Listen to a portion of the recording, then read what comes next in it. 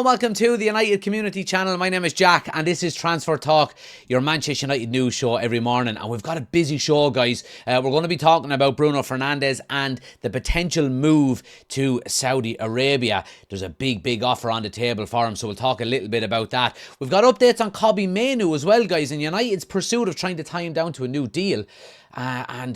We still haven't done so, and we'll talk a little bit about that and maybe his future. And we've got an update on Marcus Rashford as well, guys. We heard a few weeks ago that maybe Aston Villa wasn't going to be his final destination and that he wants to go to Barcelona. Well, we've got updates on that as well, so stick with us. Appreciate you joining, guys. Smash a like on the video, subscribe if you're new, get your thoughts into the comment section below, and let's jump right into it. Now, we're going to start with Bruno Fernandes, guys. We spoke about it last night on the news show. Make sure you tune in for that as well, guys, at 9 o'clock every night on YouTube. But we're going to discuss it on the morning show because Bruno Fernandes supposedly has had his head turned a little bit by Saudi Arabia. And a couple of reports coming out overnight suggesting that he could potentially agree to a move. Now, again, these are not from Tier 1 journalists, it's got to be said. But the initial report, guys, was in relation to the article done by Chris Wheeler, and it says that Al Hilal have given Bruno Fernandes a take it or leave it offer of €700,000 a week, 200 million. Tax-free over 3 years. If he accepts, then Manchester United will look to receive a bid of around 100 million, and they'll be happy to pay that. Now, this is huge. It really is, and we went into it in depth last night, and I'd like to know your thoughts on it. Again, we spoke about, the opportunities that a deal like this would bring for Bruno Fernandes. It's generational wealth, isn't it? It's your kids would be set up for life with this kind of money. They really would, and I think it's something that Bruno Fernandes does have to take seriously. And if it is a case where, his head has been turned and he wants to leave, then, Manchester United do have to take this £100 million bid seriously if that's the case. I think £100 million is the minimum you would look to, I suppose, get off Saudi Arabia for Bruno Fernandes. And I think it's the type of money that you would require to replace somebody like Bruno Fernandes. Now, I will reiterate what I said last night. I do not think Bruno Fernandes is going to leave Manchester United for Saudi Arabia. I just don't think that's the case. We've seen some reports over the past couple of months, and obviously United are having a really bad season, about the likes of Real Madrid being interested in him. Barcelona, we've heard about, I think, Juventus as well, and the top teams in Europe, basically. And I think Bruno Fernandes is the type of player that if he was to leave Manchester United, he would go somewhere where he can win trophies, somewhere, where he can challenge maybe for Champions Leagues titles, so on and so forth. And we've got to remember as well, he's only recently signed a new deal at Manchester United.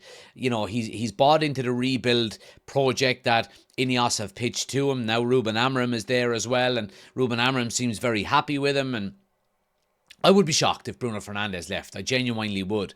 But I don't think it is beyond the realms of possibility, is what I'm saying, because of the money that Saudi Arabia can throw at you. Now, again, I go back to what we've said before. If we get a bid of 100 million in for Bruno Fernandes, do Manchester United take it serious? Yes, they do, because you've got to take it serious when a club like Manchester United are going into the type of rebuild that we require to hopefully get us back to where we need to be. Premier Leagues, Champions Leagues, so on and so forth. So I do think Manchester United would take a bid like that really serious. But I do also consider the fact that how much would it cost to replace somebody like Bruno Fernandes? Well, if you're talking about, a like-for-like replacement, a one-off player to come in, that 100 million would go straight away because you would need that to replace Bruno Fernandes. Now, in the kind of system play that we're talking about under Ruben Amorim, and, maybe the collective being better than any one individual, you would be talking about reinvesting that 100 million into 2 or 3 players. You really would. And, maybe them 2 or 3 players would give you back what Bruno Fernandes gives you individually. But nonetheless, I don't see why Bruno Fernandes would give some of the best years of his career to Manchester United when they've been so poor, just for him to leave and go to Saudi Arabia and maybe give up on, winning major honours. Because when you go to Saudi Arabia, let's be honest, you're not taken seriously anymore. And, that's just the way it is. So, look, Bruno Fernandes to Saudi Arabia, I think the rumours are going to continue over the summer. I genuinely do. but I would be shocked if Bruno Fernandes left. But let me know what you guys think in the comment section below. Now guys, let's talk about Mainoo, and we know over the past couple of months Manchester United have been trying to tie him down to a new contract. And I won't say maybe tie him down, but I think maybe negotiate a new deal for him. He wants a new deal. He wants his wages increased. And Chris Wheeler in the Daily Mail today has come out and said that talks over a new deal for Mainoo have dragged on for some time with no signs of a resolution. It is understood he's seeking 180 grand a week salary to provide parity with at least some of his teammates, and also wants to know where he fits into Amorim's system, amid concerns it could affect his England prospects. And look, anybody who's been watching the channel for a long time will know my thoughts on Mainoo. I think he's a fantastic talent, and I think, you know, it's great to see such talent coming out of the academy. He's a local boy, he's a Manchester United fan, so on and so forth. Is he worth 180 grand a week at the moment? No, he's not. It's as simple as that, in my eyes. And I'm a big fan of him. He had an absolutely fantastic breakout season last year under Erik ten Hag, scored some very important goals and was pivotal in a lot of games for us. You know, none more so than the FA Cup final last year where he scored. And this year, under Ruben Amorim specifically, he has found himself in and out of the team. He's maybe failed to nail down a position within Ruben Amorim's system, and he's kind of floating between a 6 and a 10. I absolutely prefer him in one of them number 10 roles.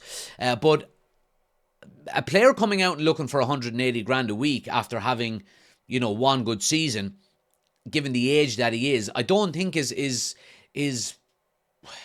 not only fair, but I don't think it's probably beneficial. If we're talking about Ineos coming in and looking to put some kind of a structure in place in terms of salary, in terms of wages, and looking to, you know, bring the salary levels down a little bit, you're not going to go out and give a 19, 20-year-old 180 grand a week. You're just not, okay?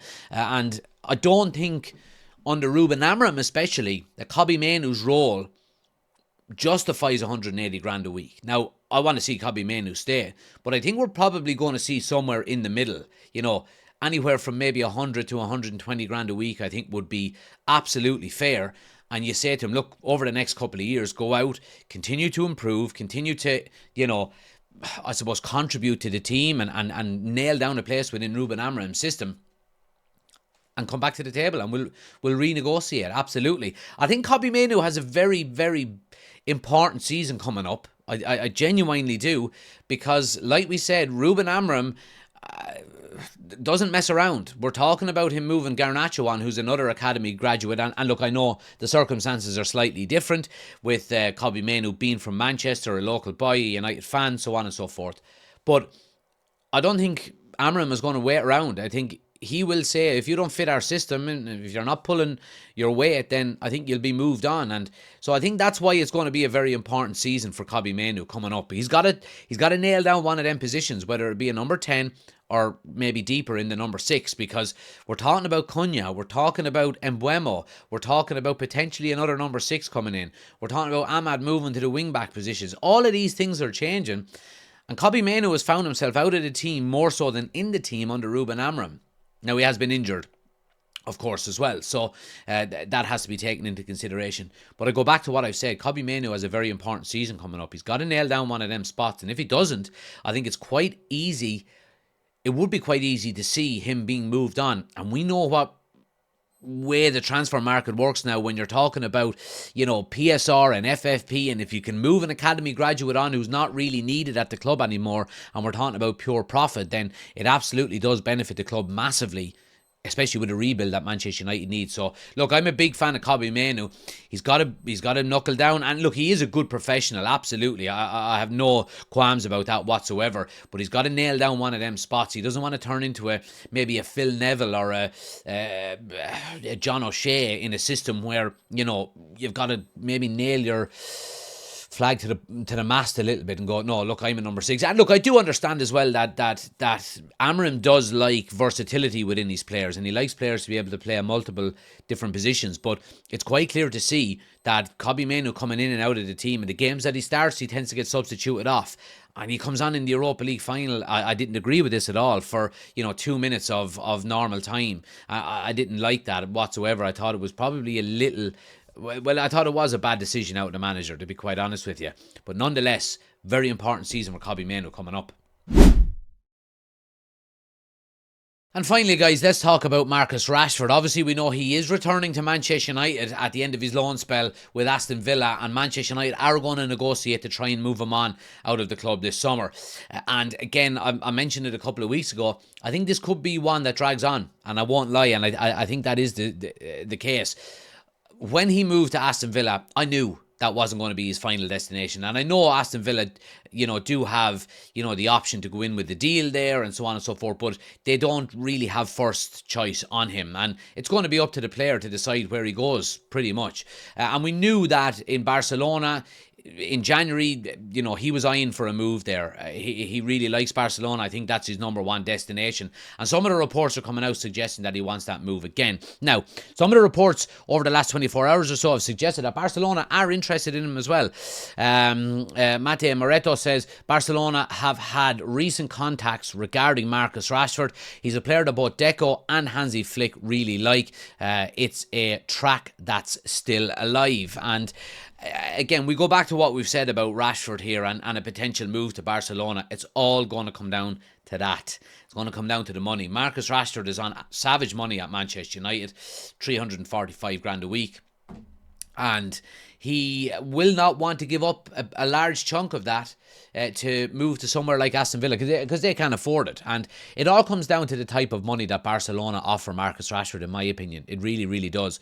He wants to play there, and I think he would be very successful there. I genuinely do. He's that type of player, I think, that will thrive with a little bit of extra time on the ball when you're playing in Serie A, and maybe a little bit less pressure, tackling, so on and so forth. He can get in behind with his pace, and I think he would be successful there. I think regardless of all of that, Marcus Rashford's time with Manchester United needs to come to an end. It's been done now since January. He hasn't played for Manchester United since then. And it's quite clear that Ruben Amorim doesn't fancy him either.